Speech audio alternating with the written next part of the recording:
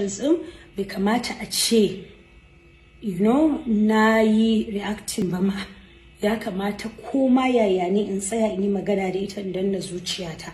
To sai na zama provoked saboda like I said mutum dan tare ne bai cika gungu ba, na zo na yi magana.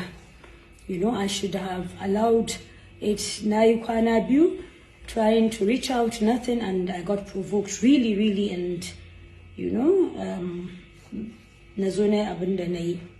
To wannan bai kamata ba, wannan bai dace ba, bai kamata a ce ko yaya ne ba mun yi losing temper din mu to that extent ba. Ya kamata mu tsaya mu ji kan magana tukunna, mu tsaya koma ya haulu mata haulun tsatte. Wani lokaci ko a kasuwa ne za a iya haduwa, za ka iya tambayar mutum, balle koya mutum yake gudun ka.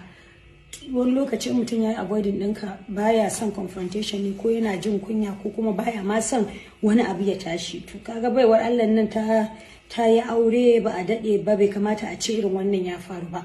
Kuma ko yaya ne, ko yau Laila shekarar ta 40, na san na bata ɗan shekaru dai ko da ɗaya ne ko biyu a gaba. To bai kamata ba. To ubangiji Allah ya baku hakuri, da Allah da annabi ku yi hakuri. To my family, da Allah ku yi hakuri, ita ma na bata hakuri, and her family, da Allah kowa da kowa ya hakuri.